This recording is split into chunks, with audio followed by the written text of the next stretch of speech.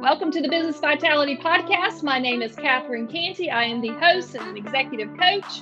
I work with teams, individuals, and leaders to help create a measured leadership change. We do that using practical applications, and our clients are creating 100% measured results as seen by those around them. Not necessarily what I think or what they think, but what the other people are seeing. And they are being recognized for the hard work that they're doing. If you're interested in learning more about some of the work that we're doing, you can learn more at catherinecantey.com. I would love for you to subscribe to this show, to Business Vitality. This is my way to continue to pay it forward and share business best practices. Stay tuned and listen to the interview. Thanks for being here. Aaron McHugh, you are the president of ShopX, found on the web at shopx.co. Thank you so much for joining us. Hi, Catherine. Thank you so much for having me. I'm really grateful. Yeah, I think this is going to be great. So tell me, just kind of at a high level, tell me about ShopX. What do you do there? Sure. So ShopX, just think of the Google or Apple Web3. We help Web2 brands enter the Web3 space if they want to. So we provide an easy on-ramp for them. All right. So I work with some bankers, people in construction, not so much that are familiar with a Web2 or a Web3. Or what you just said. So can you break it down to I would say my fifth grader, but he probably knows what it is. How about to my mother, who's a retired school teacher? How would you explain it to her? Sure, and I'm happy to explain this. I think I'm a good person to do that because we speak with plenty of business executives who they don't know what Web3 is. I'm like, why would I even care? But to understand what Web3 is, let's go back to Web 1 versus Web 2 versus Web 3. So in Web 1, the easiest way for you to think about it is read only.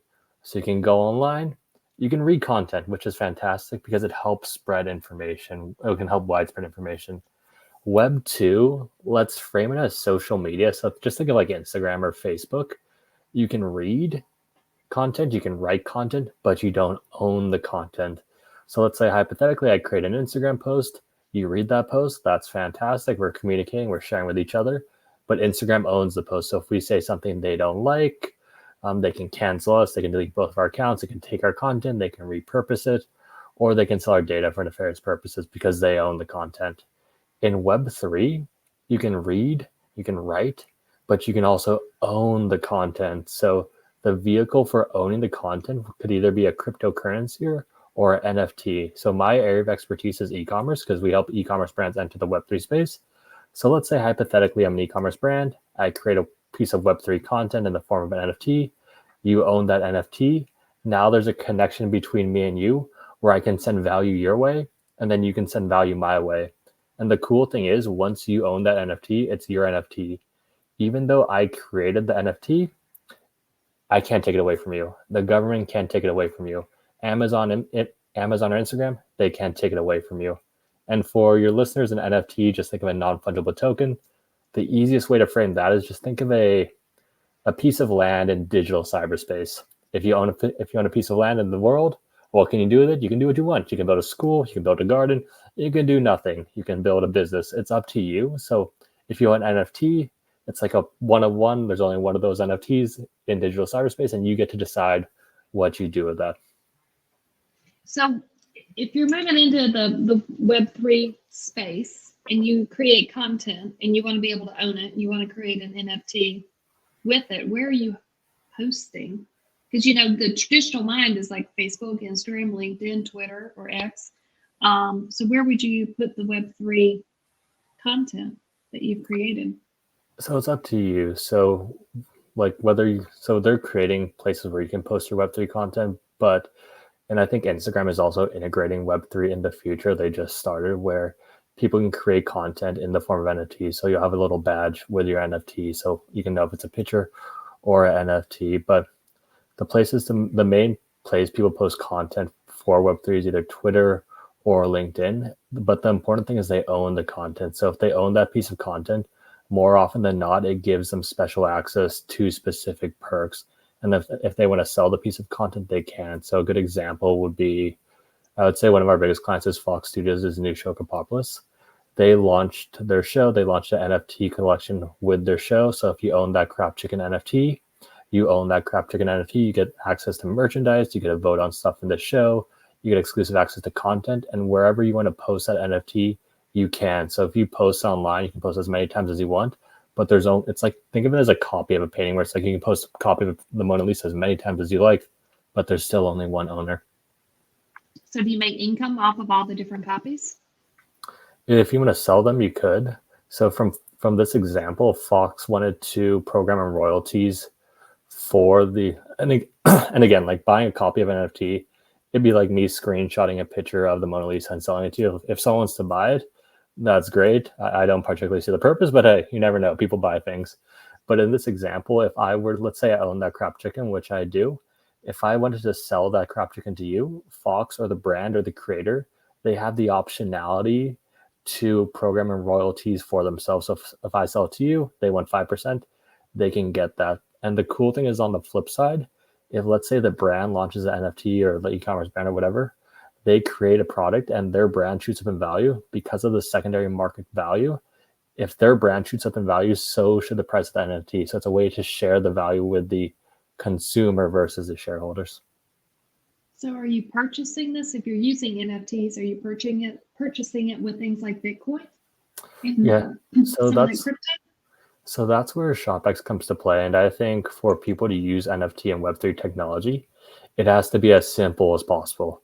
So if you want, let's say hypothetically brand A, they launch NFT with ShopX, you're a customer, you want the discounts, you want the exclusive products, you want whatever that come with NFT. You're like, oh, I like Sephora, I want 10% off the next purchases, or I want this cologne before anyone else can get it. I want that NFT. So how do I purchase this? So you as the customer, you would go to a simple URL, it'd be whatever.com/Sephora/gold pass or whatever they name it. And then you have the optionality to purchase an Ethereum. So if you wanted to purchase Ethereum, you can, but we've also integrated Crossman so you could purchase with your credit card. What's happening on the back end is you're technically buying Ethereum and you're buying the gas fee, which is essentially just like a tax. The brand is getting paid in that, but all you see is just your normal credit card screen. It's like, here, do you want to purchase an NFT? Here's the price, put in your info, and then you would just get your NFT deposited. So it's a payment platform in a way. You're processing the collection of the money for the exchange of the goods. Not so much. So we're not a payment platform, but we work with just normal payment platforms. So however the brand wants to sell, like however the brand, we just token gate the checkout experience. So if a brand is accepting Bitcoin, they're accepting payment, like multiple payments, however they do their payments, we don't interfere with that because again, we want to keep it as simple as possible. Okay. So what kind of businesses or what industries are beginning to look into this?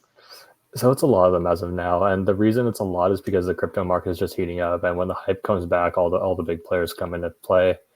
But I would say so we have three types of clients. We have the enterprise, we have the midsize, we have the smaller mom and pop, which are personally are my favorite.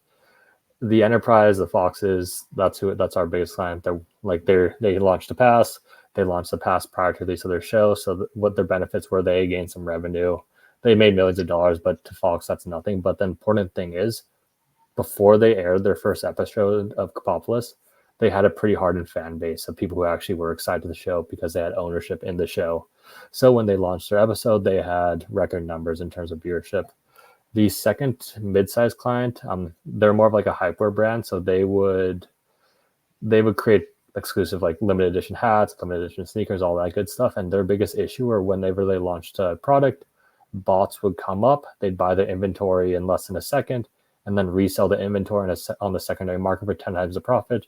So their customers wouldn't get their loyal customers wouldn't get the product. So our NFT technology was able to 100% stop the bots, which is cool. And the third, and this is my favorite one, is the smaller brand. So we have this dog on Instagram. His name is Husky Jackson. If you like huskies, it's a good channel. It's just a husky doing like husky things, which everyone loves huskies. But yeah, so he had an audience, but he did, and this guy's a normal guy. Like he's a great guy, but he's not balling by any means. So he has his 9 to 5. He has a normal job, but he also runs this Instagram page for his dog. So he wanted to think of ways to monetize it. So prior to the release of his product, he launched that NFT reserve pass for his customers. He made around 5 to 10K from selling that pass. He was able to use those funds as proof of concept because he's like, okay, well, people actually bought the pass. That means they'll probably buy the product. So he used it as a proof of concept. He used that to build out his site and build out his product. And the cool thing is, so this is like a Kickstarter type thing. And the best thing is, since he launched his pass prior to release his product, he already had a customer base going into his launch, which as an e-commerce business, the hardest thing is to get your first customers, but he was able to raise funds and then those turned into his first customers. So it's pretty cool to watch that happen. So you're most excited about the smaller businesses. There's a lot of small businesses out there. How do you, and I would think that probably our younger generation, let's just say my 5th grader, would probably be into like figuring out how to make something like this work. How do you break it down for maybe a small business or somebody starting out? What do they need to have in order to come to you? And I love the point you said about your 5th grader. Like my cousin, who was like he was in middle school at the time of when we developed this, he understood it pretty easily. Whereas my dad, it took a bit longer. My cousin's like, okay, this makes sense. Digital projects online. I get a scarce video game item that I own. I could sell and make the profit. Made perfect sense. And when my dad's like, hey, he's a good guy, but he still doesn't fully get it. So again, we make it as easy as possible for brands. So if you're a creator, or whomever, and you want to launch an e-commerce store to sell products, there are 4 platforms that you'd probably use. The big 4 are Shopify, WooCommerce, Salesforce Commerce, and BigCommerce. The biggest of those 2 are Shopify and WooCommerce. So odds are you probably use Shopify. So just like Apple has its app store, both Shopify and WooCommerce have app stores for apps for their stores. So we're just simply another app within those ecosystems. So if you wanted to enter Web3, launch an NFT collection, just go to your Shopify store, download our app, and then you're good to go. And this is much easier than what you would normally do, which is like you'd have to hire like a Web3 developer. And I'll tell you, they cost a lot of money. You'd have to hire a graphic designer. You'd have to hire a bunch of stuff to get this all done. It'd probably run 20 to 30K, but we're just another app within the Shopify app store. You download the app and you're good to go. How does one create an NFT? So is that possible to do for normal people or for my 5th grader?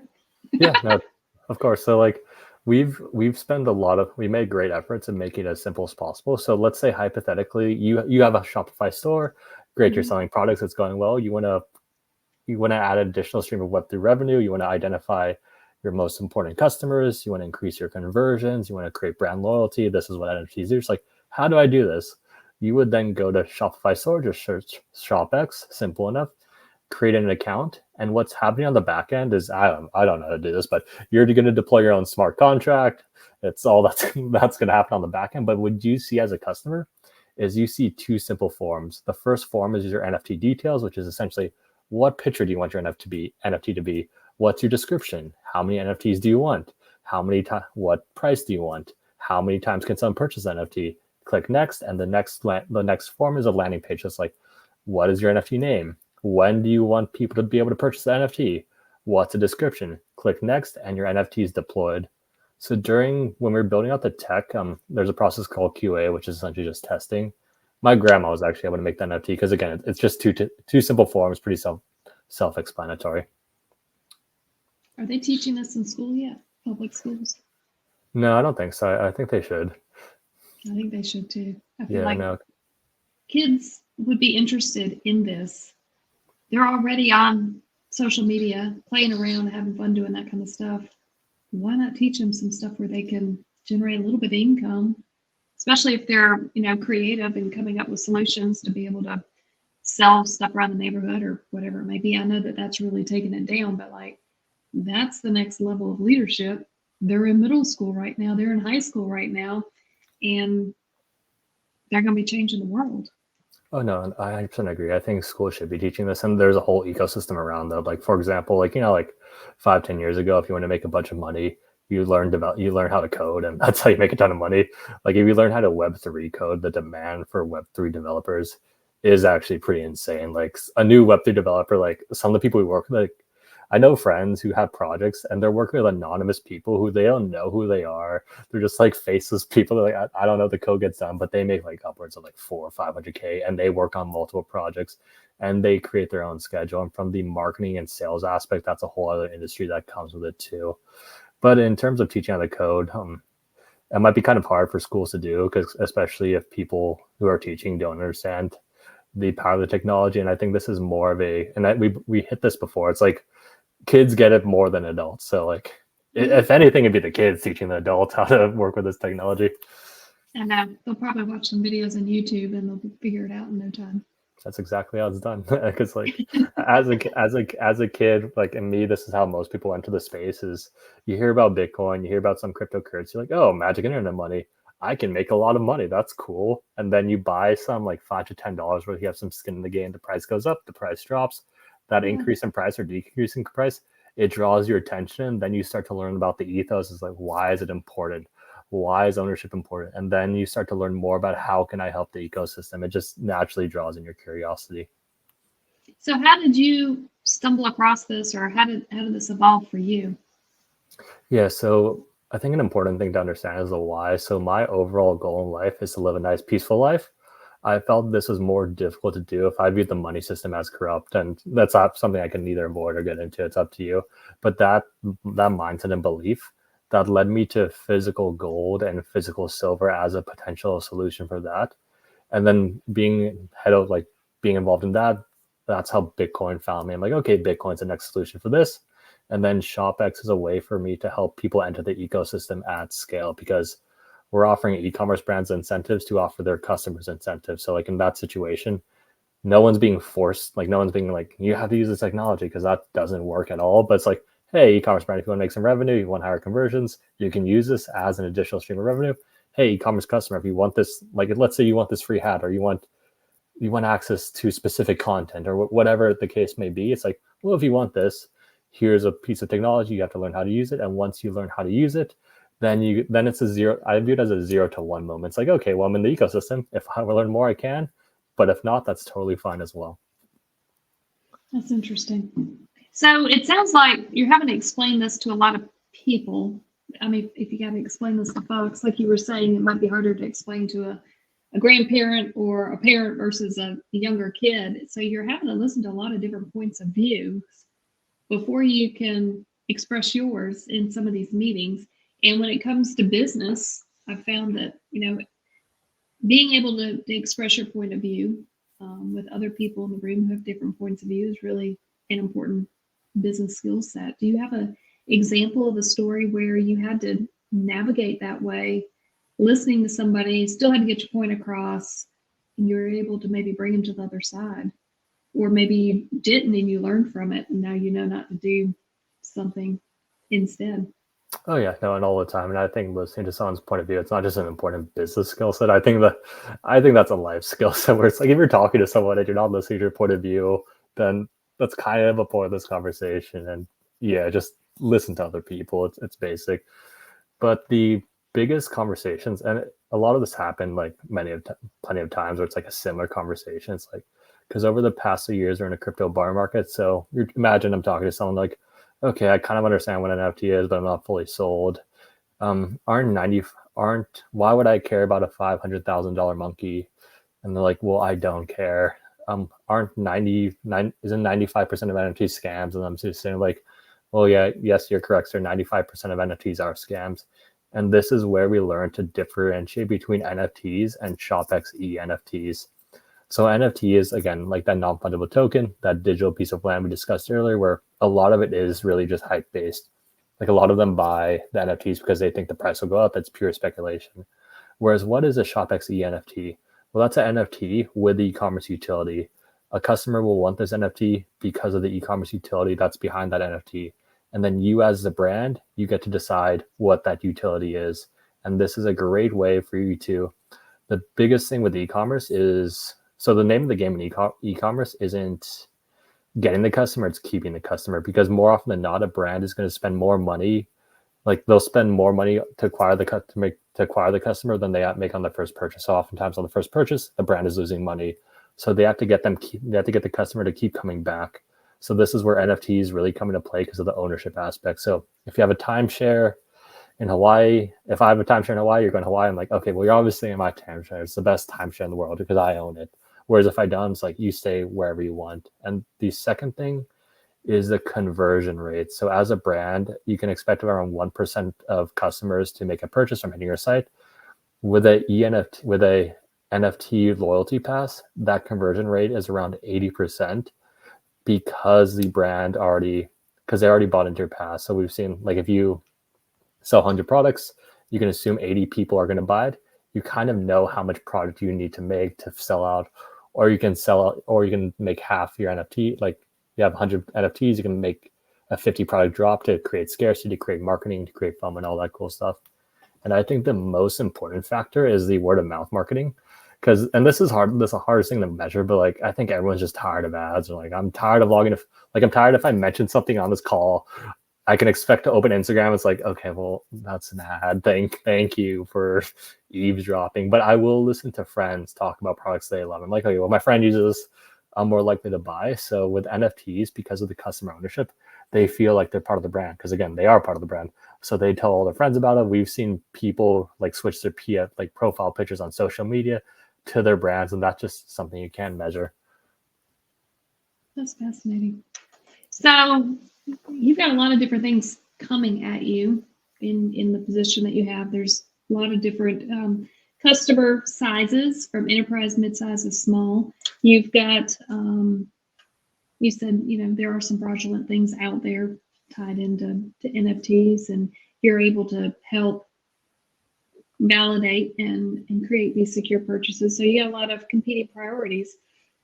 How do you identify what these critical few issues are that you need to work on day in and day out? So my question is that prioritization, how are you managing that?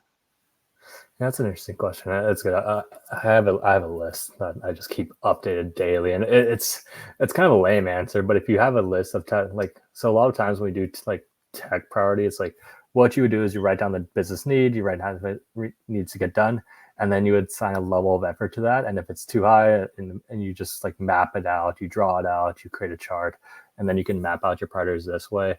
But in terms of just overall, just keeping track of what needs to be done with ShopX, what needs to be done, because I have two companies too. Another one's an AI dating app. So the middle of my schedule is just a bunch of bundled stuff. So it could be QA, it could be engineering, it could be sales, or a podcast, whatever's on my calendar, I just show up to. So for me, I have a list. I have a list. Things I get to get done. And an important thing is, I think the framing of the list is important too. Because think of it as two ways. You have a list of items that you have to do. You're just like, I don't want to do this. Nah. But if you have a list of items that you get to do, it's like, well, I get to do this because it supports people. And that's how I look at things. So it sounds like a mindset. Is that safe to say? Yeah, I think the mindset is the most important thing. Tell me, how do you keep your mindset right? Because that's a real deal with a lot of people. They got that negative mindset, and you're talking about shifting it. That doesn't work at all. So for me, I just got back from a 10-day meditation retreat in Joshua Tree, California. I meditate daily. I think it's the most important thing. So I think of everything in terms of energy, frequency, and vibration. And I know mindset talk is like, oh, positive mindset. It's whatever. It's who cares? It's not real life. But no, it's real life, because if you turn to a specific radio station frequency, that's what you get. You get whatever you turn to. So whenever you're saying you're sad, you're angry, you're happy, you're loving, you're joyous, you're peaceful, you're saying I'm vibrating at a specific frequency. So that's why sad people always attract sad people. That's why angry people always attract angry people. But on the flip side, if you're happy, if your goal is to help people, if you're loving, that's the type of people you attract in your life. So from a business practical side, if your goal of every interaction is to help the other person, it forces you to listen to them, because how can you help someone if you're waiting for your turn to talk? It doesn't work. But again, if you go with the intention of trying to help the other person, you get to help someone, which feels pretty good. But on the flip side, if you're trying to help them, they're trying to help you. So it's a win-win for everyone. All right. You said Joshua Tree. Is it Joshua Tree Retreat? Is that the name of it? So I went to Vipassana meditation retreat. So Vipassana is a meditation method. They have centers all over the world. My specific one was in Joshua Tree. transformative experience. But we'll talk about it because I'm curious. I love to meditate. I'm obviously not to your level of meditation. I know there's benefits to it. I've got a local retreat that's 3 hours from here, and I love it. But I'd love to hear what 10 days of meditation looks like.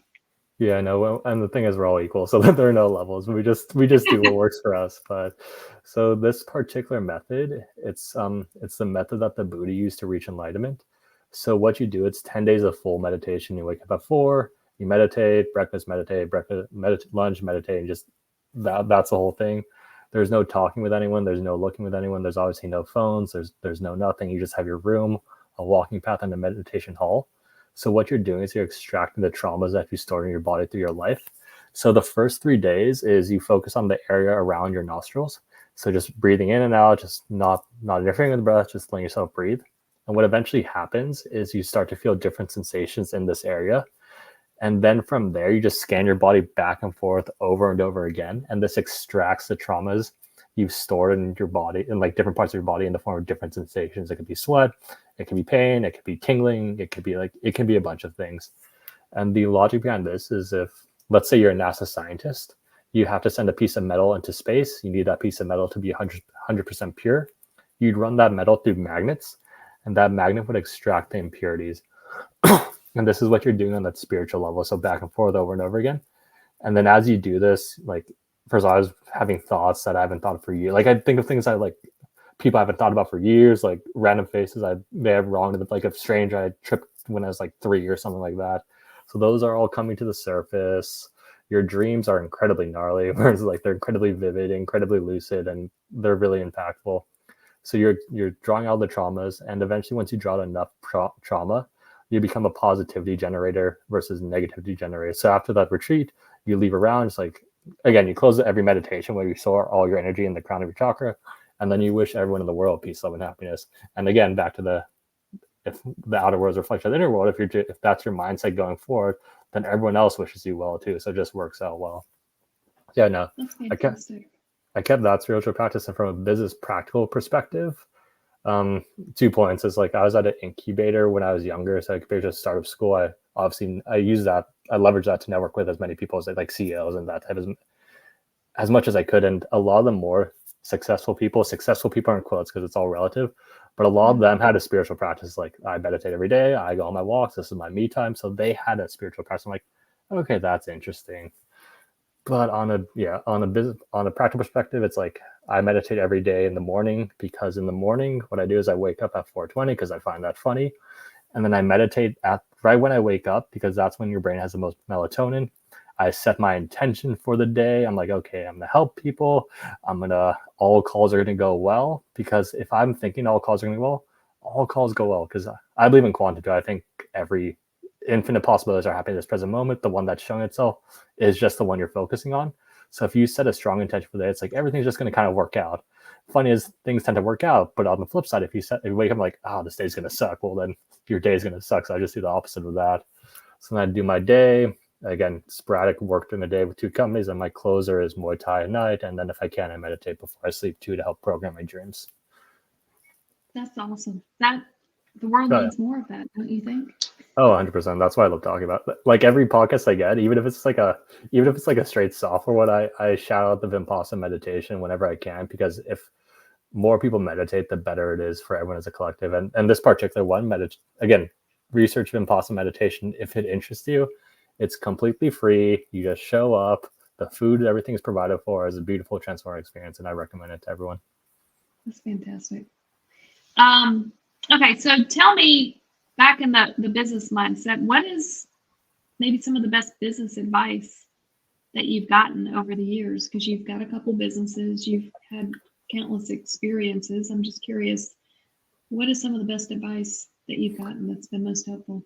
Yeah, so the best advice I have is, I think, first off, you're happiest when you're serving other people. So if that's your mindset going into the thing, like, just give $20 and versus ask $20, like, giving the $20, you obviously feel much better. So if you're happiest serving other people, and I think God, the creator of the universe, whatever you want to call it, I think he's bestowed upon us individual gifts that are specific to me. So I'm the best Eric McHugh in the world. If you try to do what I do, or if you try to be me, I'll beat you at being me. But at the same time, you're the best Catherine Cantey in the world. If I try to be you, you'll beat me at being you, because you're you, I'm me. It is what it is. So if your happy is serving other people and you want to serve as many people as you can, how do you best do this? You follow your genuine intellectual curiosity, and then you leverage your own gifts to serve other people. Because if I'm following what I'm passionate about, what I care about, and I'm trying to serve other people, that's going to have better results if I'm just doing what you tell me to do to serve other people, because it's coming from me. It's coming from my soul. So that's pretty good advice. And the second advice I have is I fully believe in karma, where it's like, I think you do bad things happen to you, and you do good things happen to you. It's not that complicated. But I view everyone as a conscious creator. So if you're creating something, just keep in mind, am I harming anyone, or am I taking anything away from anyone? And if I'm doing either of those, you should probably stop that behavior, because it will come back to bite you. Good advice. All right. Yeah. So as we kind of start to wrap this up, do you have any book recommendations or YouTube videos that you think would be supportive with the information that we've talked about today? Yes, from the business side, the entrepreneurship side, Anti-Fragile by Nicholas Taleb. I think that's a great book to start. He has a whole series called Inserto. Like, it's just a bunch of tidbits of wisdom and just entrepreneurship. So if that's your base of entrepreneurship, you're good. I mean, there are tons. Thinking Fast and Slow, How to Win Friends and Influence People. Just the thing with books is, like, find a niche you have. This is where you can use the algorithms to play in your favor. It's like, okay, research those books, and then sooner or later Amazon will recommend similar books. You can just kind of run through that. So I'm an avid reader. I read at least 1 or 2 books a week, so that's fantastic. From a spiritual perspective, A New Earth, that was the one that started my spiritual awakening. So those 2, I think you should be good. Yeah. What was the name of that spiritual one? A New Earth by Eckhart Tolle. Yeah, I love him. Oh, okay. He's great. Yeah, he's great. Oh, that's awesome. And my method for reading books is, like, I'm not going to force myself to like, some people will start a book like, I have to finish the book. Like, my Kindle, I think I probably have slight ADHD, so I have like five or something jumping around from. And if something doesn't interest me, like, I'll give it a shot, maybe read a chapter or 2. But if it's not resonating with me, it's like, I have no problem going to a book that resonates with me. So, like, again, just whatever I'm interested in reading, that's what I'll read. I know. I'll download a bunch of samples, and I'm like, if it doesn't get me within that sample time, I'm not marrying you. We're gonna move on to the next sample, and then I'll be on a different device. I'm like, oh my gosh, what's my Amazon password? I need to download the rest of the book. I gotta go find my phone to go, because I want to keep my phone away from me, but I got my reading tablet there, so it's so funny. But yeah, just keep trying reading new books and putting it out there. Eckhart Tolle is fantastic. So, and I love those other business books that you mentioned, especially Think Fast, Slow. I'll have to check out Anti-Fragile. That sounds really good. I know, it's good. Nice. And the thing about books is, like, you have the opportunity, like, to learn from some of the smartest people in the world, and they're putting their best thoughts into a book, and not everything is going to stick with you, obviously, because it's a lot of information, but something will. And then you take that nugget, you integrate it yourself, and then all of a sudden you've just slightly upgraded. Yeah, so true. Okay, so if someone wants to learn more about you and the work you're doing, Eric, what's the best way for them to get in touch with you? Yeah, so if you're interested about Web3 e-commerce, the best place to be our website you kind of mentioned earlier, so shopx.co. If you're interested in AI-powered matchmaking, that'd be DATAING.io. But if you want to reach out personally, if you have, like, because my goal is to be as helpful as possible, if you want to reach out via Instagram DM, I'm Eric D. McHugh, ERICDMCHUGH, and I love giving that little voice message memos. So that's the reason I recommend Instagram.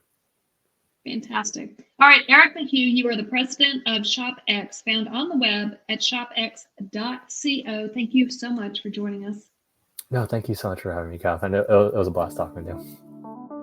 Thanks for listening to the episode. If you like it, please subscribe, share this episode or this show with other people around you.